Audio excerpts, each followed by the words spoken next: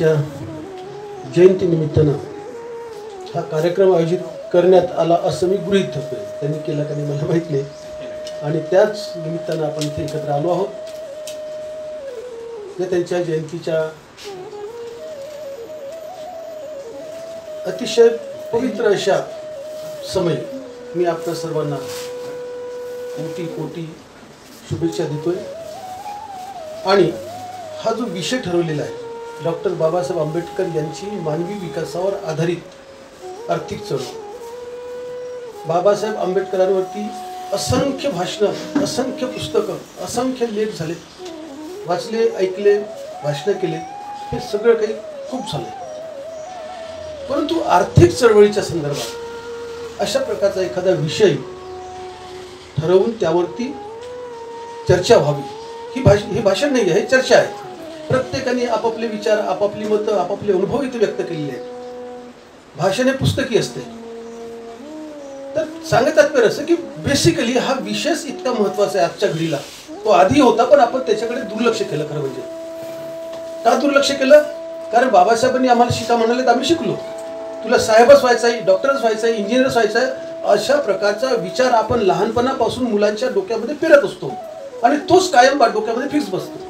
तुला व्यावसायिक बनायचं आहे, उद्योजक बनायचं आहे, उत्पादक बनायचं आहे, हे कधीही चुकून आपल्या डोक्यामध्ये विचार आले नाही आणि आपण तसं आपल्या मुलाबाळांना सांगितलं नाही. त्याच्यामुळे हा विषय नेहमीच दुर्लक्षित राहिलेला आहे. पण ज्या महामानवाने या देशाचं, संपूर्ण जगातल्या सर्वात मोठ्या लोकशाही राष्ट्राचं संविधान लिहिलं, त्यांची बेसिक डिग्री काही लॉ मधली होती का? त्यांची बेसिक डिग्री BA, साधा विषय. आजकाल BA कडे कोणी जात नाही. डॉक्टर व्हायचंय, इंजिनियर व्हायचंय किंवा साहेब व्हायचंय, BA कोणी करत नाही. नाईलाजाने माझ्यासारखा एखादा गेला तर गेला. मी BA झाले आणि अर्थशास्त्र विषय मी तब्बल 6 वर्ष शिकलोय. योगायोगाने हा विषय इथे मला, पण मी त्या विषयाचा प्राध्यापकही नव्हतो, लेखकही नव्हतो, संशोधकही नव्हतो. मी भलत्याच विषयाचा प्राध्यापक झालो. मी शिक्षणशास्त्राचा प्राध्यापक झालो, तेच अभ्यासलं, तेच शिकवलं आणि त्याच्यातच मी संशोधन केलं. परंतु ज्याप्रमाणे बाबासाहेबांचं बेसिक डिग्री BA होती, पण त्यांनी अनेक क्षेत्रातला अभ्यास केलेला आहे. असं कुठलं क्षेत्र त्यांच्या नजरेतून, त्यांच्या अभ्यासातून सुटलं असेल ते सांगणं कठीण आहे. पण बाबासाहेबांचे BAचे विषय काय होते बरं? आपल्या नागपूर विद्यापीठामध्ये 5 विषय घ्यावे लागतात. 2 भाषा विषय, लँग्वेज सब्जेक्ट कंपल्सरी असतात आणि 3 ऑप्शनल विषय. मग ते कोणतेही निवडा तुम्ही. बाबासाहेबांनी मुंबई विद्यापीठातून BA केले आणि तिथे अर्थशास्त्र आणि पॉलिटिकल सायन्स हे 2च विषय, भाषा विषय नाही, काही नाही. कारण मुंबई विद्यापीठाच्या अभ्यासक्रमामध्ये अशी व्यवस्था आहे की तिथे कोणताही एकच विषय घेऊन BA करता येते किंवा जास्तीत जास्त 2 विषय निवडून BA करता येते. तर बाबासाहेबांनी 2 विषय निवडले, एक अर्थशास्त्र आणि दुसरा राज्यशास्त्र. दोन्हीही विषय अत्यंत महत्त्वाचे. तुम्ही व्यापारी असा, गरीब असा, श्रीमंत असा, अशिक्षित असा, श्रीमंत असा, उच्च शिक्षित असा, शहरात असा की खेड्यात असा किंवा आदिवासी भागात असा, प्रत्येक नागरिकाला, प्रत्येक माणसाला आवश्यक असणारा जर कोणता मुद्दा असेल तर तो म्हणजे अर्थशास्त्र आणि राज्यशास्त्र. आणि म्हणूनच शिक्षणशास्त्राचा प्राध्यापक म्हणून, शिक्षणशास्त्राचा संशोधनाचा मार्गदर्शक म्हणून, स्वतः संशोधक म्हणून मी सरकारकडे रिकमेंड केले, बरेचदा रिकमेंड केलं, पण ते अजून अंमलात आलेलं नाही की SSC पातळीवरती अर्थशास्त्र आणि राज्यशास्त्र म्हणजेच नागरिकशास्त्र, राज्यशास्त्र नाही, नागरिकशास्त्र, की नागरिकांना आपले अधिकारच माहित नाही काय ते. मतदान कोणाला करावं हे कळत नाही. अरे तुम्ही डॉक्टर असा, इंजिनियर असा, कलेक्टर असा, खेड्यातल्या कुठे, पण अर्थशास्त्र सगळ्यांनाच आवश्यक आहे, नागरिकशास्त्र सगळ्यांना आवश्यक आहे. म्हणून ते दोन्ही विषय कंपल्सरी असले पाहिजे अशा प्रकारची शिफारस मी केली, अनेकदा केली. शैक्षणिक धोरणं आलेत, आयोग आलेत, पण त्यांनी ही काही गोष्ट मान्य केली नाही. असो, तर बाबासाहेबांनी हे 2 विषय घेतले. त्यांचा BAचा विषय अर्थशास्त्र, त्यांचा MAचा विषय अर्थशास्त्र, त्यांचा PhDचा विषय अर्थशास्त्र, आणि अशा प्रकारे त्याच्यानंतर जे काही त्यांनी संशोधनपर लेखन केलं असेल ते सगळं अर्थशास्त्रातलं होतं. आणि ते अर्थशास्त्र मानवी विकासाशी संबंधित आहे. विषय लिहिला तुम्ही, मानवी विकासावर आधारित आर्थिक चळवळ. मी तर बुद्धाला सुद्धा सर्वात आधीचा जगातला पहिला अर्थशास्त्रज्ञ याच्यावरती लेख लिहिलाय मी. खरं तर अर्थशास्त्राचा जनक म्हणून ॲडम स्मिथला म्हणतात. पण आता once we have accepted as a father of economics कोणाला? ॲडम स्मिथला. पण ते बाप बदलता येत नाही आता. म्हणून मी गौतम बुद्धाला अर्थशास्त्राचे पितामह म्हटले. तर हे आर्थिक कल्याणाशी, आर्थिक विकासाशी, मानवी कल्याणाशी संबंधित असं अर्थशास्त्र आहे. आपण मगाशी कोणीतरी उल्लेख केला गरजांच्या संबंधी, मला वाटते डहाट तुम्ही गेला, रॉबिन्सनची व्याख्या काय, मानवी गरजा अनंत आहे. मी म्हणतो काही अनंत नाही गरजा, त्या रॉबिन्सननी चुकीचं सांगितलं. मानवी गरजा अनंत नाहीये, मानवी इच्छा अनंत आहे. गरजा काय हो, 2 वेळेचं जेवण मिळालं बस झालं, पाणी मिळालं संपला विषय. भिकारी सुद्धा जगतात ना. त्या मानवी गरजा ज्याच्या त्याला सोडवायच्या असतात, त्याला सरकार कोणी काही करत नाही, कोणत्या संघटना काही करत नाही. मानवी गरजा ज्या आहेत त्या नैसर्गिक गरजा, हवा, पाणी, अन्न, वस्त्र सुद्धा हा नंतरचा भाग आहे, तो काही आवश्यक गरजेमध्ये येत नाही. तर ह्या सगळ्या गोष्टी आपण विचारात घेतल्या तर गरजा अनंत नसतात, माणसाची इच्छा अनंत असतात. आणि त्याच्यामुळे हे अर्थशास्त्र गडबडून जाते. तर आपल्याला मानवी कल्याणाच्या दृष्टीने विचार करायचा आहे, केवळ गरजा भागविण्यापुरता विचार करायचा नाही आहे. आणि तोच विचार बुद्धाच्या मध्यम मार्गामध्ये, अष्टांगिक मार्गामध्ये सांगितलेला आहे, जो आपल्याला जाणवत नाही. तो आर्थिकच विचार आहे. सुख, समृद्धी आणि समाधान, जे भगवान बुद्धांनी दुःखाचं जे कारण सांगितलं तृष्णा, ते तृष्णा म्हणजे तहान नव्हे, तो ते काय आहे, ते हाव आहे, तो एक प्रकारचा म्हणजे लोभ आहे. हा लोभ काही सुटत नाही. आणि म्हणून मग त्याचं वर्गीकरण केलं पाहिजे. आणि रॉबिन्सनचं अर्थशास्त्र जे सांगते की गरजांचं वर्गीकरण करा, आपल्या उत्पन्नानुसार, आपल्या प्रयत्नानुसार ते भागवायचा प्रयत्न करायचा. हा झाला थेरॉटिकल भाग. राहिला प्रश्न आपला बाबासाहेबांच्या आर्थिक विचाराचा आणि आपल्या समाजाच्या विकासाचा. मुख्य मुद्दा असा आहे की 1991 पासून मंडल आयोग लागू झालं आणि तेव्हापासून सरकारने आपल्या कंपन्या विकण्याचा सपाटा सुरू केला. खाजगीकरणाची प्रक्रिया तिथून सुरू झाली. सुरुवातीला तोट्यात चालणाऱ्या कंपन्या विकल्या, आता नफ्यात चालणाऱ्या कंपन्या विकून राहिल्या. आणि अशा प्रकारे मंडल आयोग ओबीसीना आरक्षण मिळते का, ठीक आहे, आता हे आरक्षण घेणारे लोक आदिवासी असतील, एससी असतील, एनटी असतील, ओबीसी असतील, कदाचित हे सत्ता स्थापन करण्याच्या दृष्टिकोनातून हे पुढे जातील आणि आपण मागे राहू, म्हणून त्यांनी हे प्लॅनिंग केलेलं आहे. आणि इथून आपलं खाजगीकरणाला सुरुवात झाली आणि तिथे आरक्षणाला आपलं सुरुंग लागलेलं आहे. आज आरक्षण पूर्णपणे संपलेलं आहे, पूर्ण संपलेलं आहे. हे काही लोक निवेदन देतात, आंदोलन करतात, मोर्चा करतात, उपोषण, धरणं, हे साफ दिखावा आहे. आता पुढे याच्यातून इथून आरक्षण मिळणार नाही. आज इंजिनियर लोक 10-20 हजारात, 25 हजारामध्ये काम करून राहिले खाजगी कॉन्ट्रॅक्ट बेसिसवरती. ज्या काही शिल्लक असतील थोड्याफार सरकारच्या नोकऱ्या त्या कॉन्ट्रॅक्ट बेसिसवरती भरल्या जातात किंवा लॅटरल एंट्री म्हणतात, मागच्या दरवाज्यातून एंट्री. अशा पद्धतीने नोकऱ्याची भरती चालू आहे. म्हणजे आता आपल्याला याच्या पुढे नोकऱ्या मिळणार नाही, नोकरीचे मार्ग बंद. काही लोकांना असं वाटते की माझं पॅकेज चांगलं आहे, 1 लाखाचं, 2 लाखाचं, 3 लाखाचं, 2.5 लाखाचं, मी माझ्या मुलाला चांगल्या कॉलेजमध्ये, चांगल्या शाळेमध्ये, खूप मोठ्या संस्थेमध्ये शिक्षण देईल. तुम्ही शिक्षण द्याल, कदाचित तुमचा पगार जास्त आहे, पॅकेज चांगला आहे, तर शिक्षण देऊ शकाल, पण नोकरी देईल नाही. परदेशातल्या कंपन्या सुद्धा वापस पाठवत आहेत लोकांना. म्हणजेच काय की आर्थिक जे काही मिळकतीचं साधन आहे ते तुमचं एक बंद झालं. बाबासाहेबांनी सांगितलं की शिका, आम्ही शिकलो आणि काय करायचं, साहेब बनलो, इंजिनियर बनलो, डॉक्टर बनलो, पण त्याच्या पलीकडे जाऊन विचार केलेला नाही आपण. म्हणूनच बाबासाहेबांच्या बेसिक अर्थशास्त्र या विषयाकडे आपल्या समाजाचं पूर्णपणे दुर्लक्ष झालेलं आहे, असं माझं मत आहे. चुकीचं किंवा बरोबर ते तुम्ही विचार करा. मग काय करायला पाहिजे आता, काळ असा आलाय, आता काळ घेऊन ठेपला, तो सगळं बदलला. खरं म्हणजे मी 1991-92 मध्ये, त्यावेळेस मी मुंबईला राहत होतो, कल्याणला, तर तिथे माझं ह्या अर्थसंकल्पाचं विश्लेषण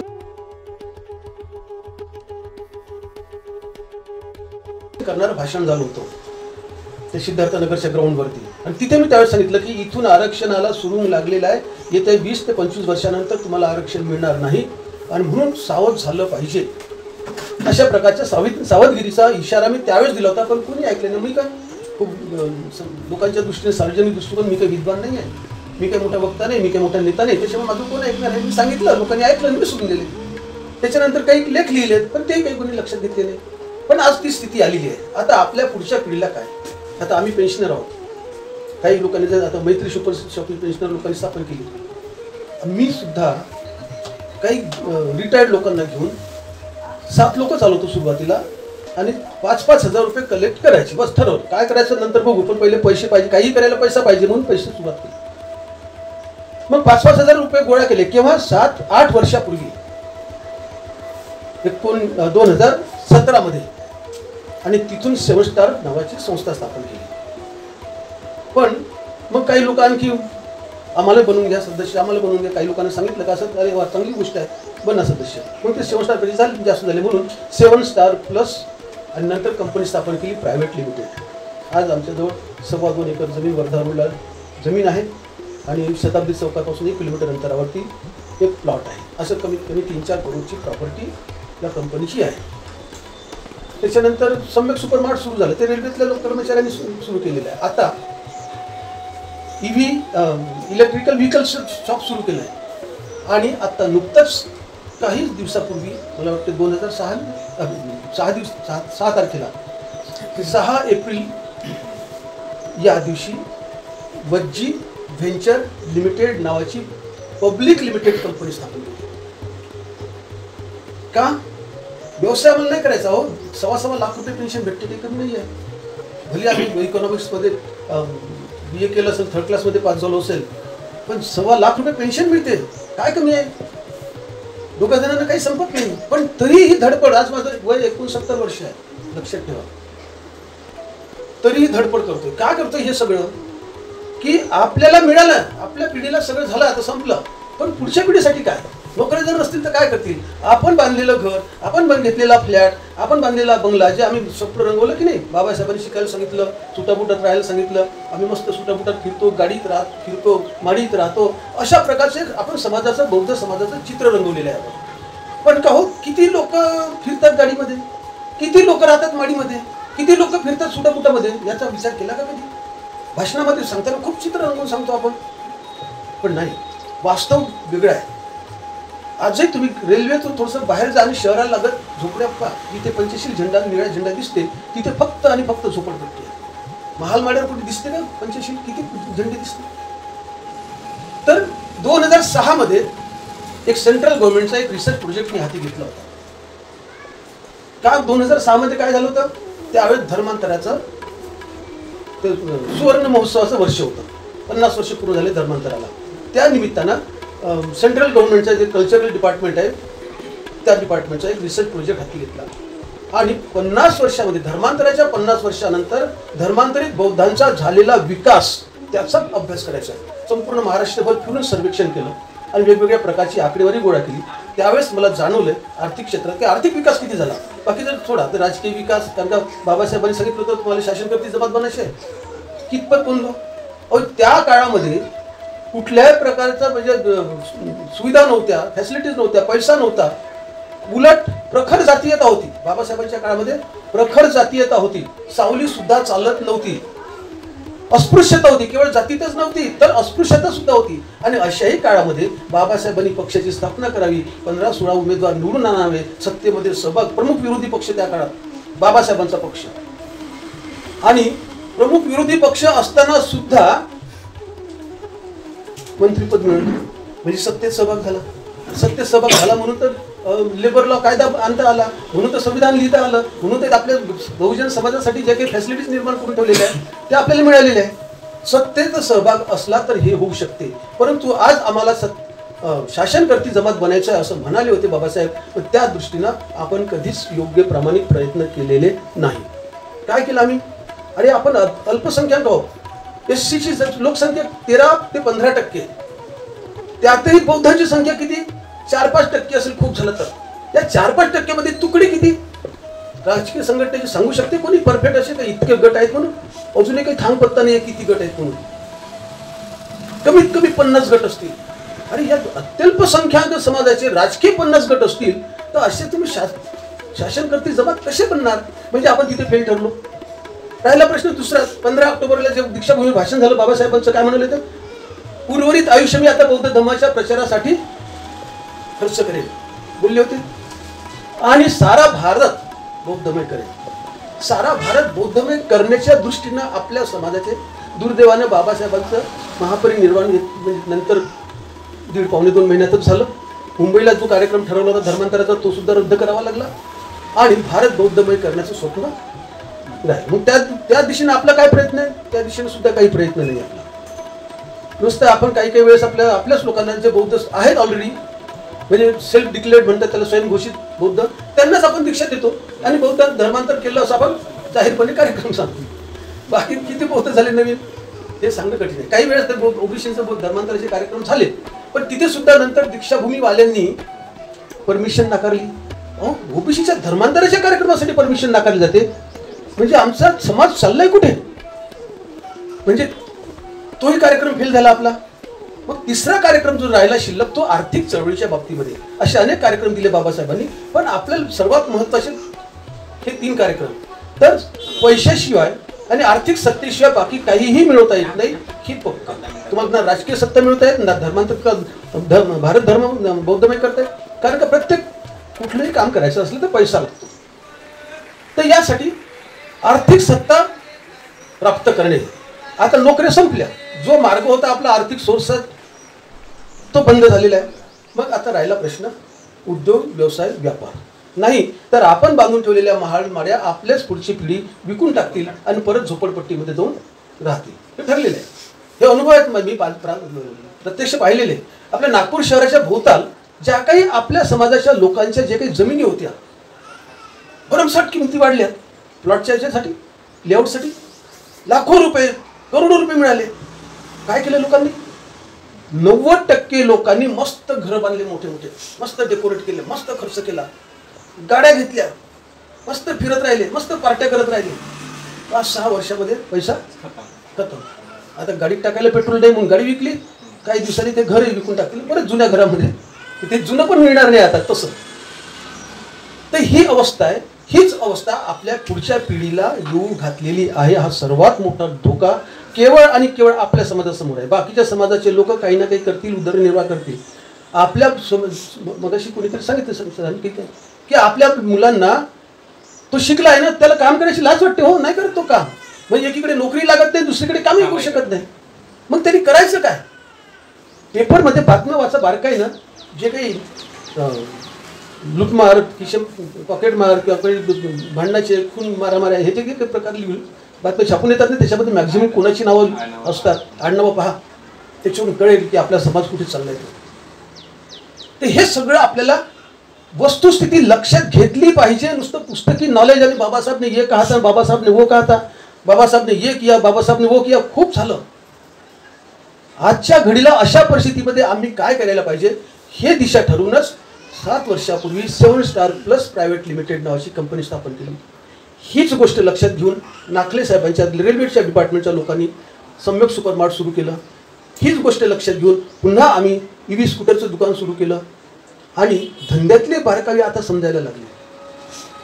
ज्या गाड्या दिल्लीवरून आणायच्या, ते दिल्लीवरून का आणायच्या? आता डायरेक्ट आपण चायनावरून मागवू ना. हे दिल्लीला गेळवणकर साहेब, नाखले साहेब जाऊन आले, सगळे सर्वे करून आले. आणि आता जे जे तुम्ही आता इथे प्रश्न मांडलेले आहेत बिझनेसच्या संबंधी, व्यवसायासंबंधी, हे मी सगळे नोट केलेले आहेत. याच्यामध्ये मला जाणवलंय की व्यापार सुरू करा, व्यापारी बना, उद्योजक बना, व्यावसायिक बना असं सांगणं सोपं आहे. प्रत्यक्ष काम करताना काय अडचणी येतात आणि त्या अडचणी कशा दूर कराव्यात हे कोणीच सांगत नाही. काही सेमिनार झाले, काही क्लासेस झाले, काही मार्गदर्शन वर्ग झाले, ते सांगतात सगळं, पटते सगळ्यांना. काय हो, आता आपल्याला व्यवसाय सुरू केला पाहिजे. पण व्यवसाय सुरू करताना काय प्रॉब्लेम काय येतात, हे प्रॉब्लेम कसे सोडवावेत याचे प्रत्यक्ष उदाहरणं हे कुठल्या पुस्तकात आणि भाषणात पाहायला मिळत नाही. आणि तेच दूर करण्यासाठी आता वज्जी व्हेंचर्स लिमिटेड हे होलसेल मार्केटच्या क्षेत्रामध्ये उतरण्यासाठी सज्ज झालेली आहे. लक्षात घ्या. आता तुम्ही मगाशी म्हणाले काहीतरी समव्यावसायिक लोकांची गट तयार झाली पाहिजे. जसं आता पतसंस्था आहे. आपल्याला काय वाटते? अरे आपण एकमेकांना प्रतिस्पर्धी समजतो. म्हणजे अनाथपिंडक असेल तर ते मित्रजन महिलावाल्यांना प्रतिस्पर्धी समजतील. नाही, तुम्ही आमच्याकडे त्यांच्याकडे नका जाऊ, हे म्हणतील नाही तुम्ही आमच्याकडे, आमचं चांगलं. तसं नाही आहे. व्यवसायामध्ये सुद्धा एकमेकांना पूरक कसं बनता येईल याचा विचार केला पाहिजे आणि ज्याचं प्रशिक्षण घेतलं पाहिजे. याचे सुद्धा सेमिनार, याचे सुद्धा चर्चासत्र व्हायला पाहिजे वेळोवेळी. आणि म्हणूनच अशा पद्धतीनं प्रोग्राम ठरवून आपण या होलसेल मार्केटच्या क्षेत्रामध्ये उतरतो आहोत आणि उतरलो आहोत आणि त्या दिशेने प्रयत्न चालू आहेत. पण गंमत अशी आहे की आपला समाज विद्वान आहे ना, सहजासहजी कोणाचं ऐकत नाही. म्हणजे आपल्या समाजामध्ये ती प्रवृत्तीच नाही, ऐकून घेण्याची प्रवृत्ती नाही. मला जे समजलं, अरे हो बाबा मला समजलं, मी विद्वान आहे, हे खरं आहे. मला वाटते ना मी विद्वान आहे, बरोबर आहे. मला वाटते मला जे समजलं तेच बरोबर आहे, हेही बरोबर आहे. बाबासाहेब मला समजलं, हेही बरोबर आहे, मान्य करतो. पण मला जसं समजलं जेवढं समजलं तेवढंच फक्त आहे ना. तू असं कसं समजतोय की मला सगळंच समजलं नाही. जे काही असेल त्याच्यातलं काही प्रमाणात मला समजलेलं आणि जे समजलं ते बरोबर आहे, पण इतरांना दुसरं काहीतरी वेगळं समजलं असेल ना, हे तर मान्य केलं पाहिजे आपण. ही गोष्ट जेव्हा मान्य करू तेव्हा आपल्या समाजामध्ये काहीतरी घडू शकते की नाही. मला जे समजलं तेही बरोबर आहे आणि समोरच्याला जे समजलं तेही बरोबर आहे, त्याचंही आपण ऐकून घेतलं पाहिजे आणि माझंही त्यांनी ऐकून घेतलं पाहिजे. ही ऐकून घेण्याची क्षमता विकसित झाली पाहिजे. हीच गोष्ट वज्जी लोकांच्या याच्यामध्ये चालत होती. भगवान बुद्ध आणि त्यांच्या धम्मामध्ये ते उदाहरण एक चॅप्टर छोटासा दिलेलं आहे, वाचलं पाहिजे पुन्हा एकदा. आता मी बोललो, तुम्हाला माहिती आहे ते उदाहरण, पण परत एकदा ते रिपीट करा. माहीत पडेल आपल्याला की आपण काय करायला हवं, की या अशा अडचणीतून या समस्येतून मार्ग कसा काढायचा. तर चर्चा केली पाहिजे. चर्चा कशी, पुन्हा इथे एक बुद्धाच्याच काळातलं उदाहरण आहे. बाबासाहेबांनी संविधान लिहिताना आपल्याला लोकशाही दिलेली. लोकशाही ही अल्पसंख्याकांची नसते, ती असते बहुसंख्याकांची, आणि आपण आहोत अल्पसंख्याक. अल्पसंख्याकांच्या बळावरती राजकारण करता येत नाही, म्हणून आपल्याला कोणाशी तरी युती करावी लागणार आहे. तो शत्रू जरी असेल तरीही. शत्रूचा शत्रू आपला मित्र होऊ शकतो. मग काँग्रेसचं पटत नाही का, तर बीजेपी सोबत सुद्धा पॅट करायला हरकत नाही. हे राजकारण समजून घेतलं पाहिजे आपण. आता असं म्हटलं तर मी म्हणजे काहीतरी वेगळा राजकीय बीजेपीशी किंवा अशी संबंधित आहे की काय, अशा प्रकारचा अर्थ काढू शकाल, पण तसं नाही आहे. राजकारणामध्ये राजनीती, डिप्लोमॅसी काय म्हणतात त्याला, राजनीती नाही म्हणतात त्याला, कूटनीती म्हणूया. हे कूटनीती आपला ॲडॉप्ट करूनच ते सत्तेमध्ये गेलेले आहेत. सम्राट अशोकाने युद्ध केलं, सत्ता प्राप्त केली. तुम्ही कोणत्याही मार्गाचा अवलंब करा, चांगल्या मार्गाने, इमानदारीच्या मार्गाने सत्ता हासिल करता येईलच याची गॅरंटी नाही, किंबहुना शक्यता नाहीच म्हणलं तरी चालते. सत्तेसाठी काय काय करतात लोक. मी सुद्धा एक राजकीय पक्षाचा संस्थापक आहे. मी सुद्धा राजकारण केलं कल्याणला असताना, पण ते मला नाही जमलं. म्हणलं हे आपल्याला हेराफेरी करणं आपल्याला काही जमत नाही बाबा, ते सोडून दिलं. तर हे सगळं करण्याचं आपल्याला हे समजलं पाहिजे की काय करायचं आणि कसं करायचं. आणि हे करत असताना आपण एकमेकांचं ऐकून घेण्याची आपली मानसिकता डेव्हलप केली पाहिजे. आता शेवटचा एक मुद्दा फक्त सांगतो. आपण इथे व्यवसाय करण्याच्या दृष्टिकोनातून व्यवसाय करणारे लोक एकत्र येतो. गिडामकर साहेबांनी सांगितलं की आपल्याजवळ सर्वात मोठी शक्ती आहे ग्राहक शक्ती. त्या ग्राहक शक्तीचा वापर करण्यासाठी त्यांनाही अवेअर करण्याची गरज आहे. आम्ही काही प्रमाणात अभियान सुरू केलं होतं बुद्धविहारात जाऊ, पण बुद्धविहारामध्ये वेळेवर गेलं की तिथे म्हाताऱ्या बाया बसतात, 10-15 बस, त्याच्या पलीकडे नाही राहत कोणी, त्यांनाच फक्त सांगता येतं. पण नाही, युवकांना सुद्धा, नोकरी करणाऱ्यांना सुद्धा सगळ्यांना तिथे बोलवून ह्या गोष्टीचा अवेअरनेस प्रोग्राम कंटिन्युअसली चालवला पाहिजे. प्रत्येक बुद्धविहारात जाऊन जयंतीच्या निमित्तानं, जयंती खूप साजरी करतो, हजारो लाखो रुपये वर्गणी गोळा करतो आपण. नाच गाण्याचे कार्यक्रम, जेवणाचे, खाण्याचे आणि गाण्याचे कार्यक्रम जास्त लोकप्रिय असतात. पण अशा कुठल्याही निमित्तानं का होईना बुद्धविहारामध्ये कार्यक्रम आयोजित करा, चर्चा आयोजित करा, आणि हे ग्राहक चळवळ काय चीज आहे, ग्राहक शक्ती काय चीज आहे हे आपण समजून घेतलं पाहिजे. अनेकांनी मतं व्यक्त केले की ठीक आहे, कदाचित आपल्या दुकानदाराकडून एखादी रुपयानी वस्तू महागडी मिळेल, मान्य आहे. अहो, मी त्या शताब्दी चौकाच्या पलीकडून मनीष नगर पासून तर मैत्री सुपर शॉपिंगमध्ये किराणा घ्यायला येत होतो. तिथून किराणा घेऊन जात होतो. जोपर्यंत दुकान सुरू होतं तोपर्यंत, आणि त्यावेळेस सम्यक दुकान नव्हतं, मी तिथून किराणा घ्यायला, मला काय गरज चालली इतक्या लांबून इथे यायची. मला वाटत होतं कुठेतरी की नाही, आपल्या लोकांनी सुरू केलेल्या शॉपमधून माल खरेदी केला पाहिजे. मग ते त्या निमित्ताने तिथे मिलिंद फुलझेले भेटत होते, मला त्यांच्याशी चर्चा होत होती. तर ही चळवळ सुद्धा आपल्याला विकसित करावी लागेल. म्हणून आपण वेगवेगळे एरियामधून आलेलो आहोत, बरोबर आहे. आपापल्या एरियातल्या बुद्धविहारामध्ये ग्राहकांना अवेअर करणारी चळवळ, म्हणजे विषय वाटले असंच घेतले चालेल, मानवी कल्याणावर आधारित बाबासाहेबांचे आर्थिक विचार, असंच साधा सोपा विषय. कारण बाबासाहेब असलं म्हणजे लोकांना थोडंसं बरं वाटते, बाबासाहेब नसलं तर लोकांना पटत नाही ते.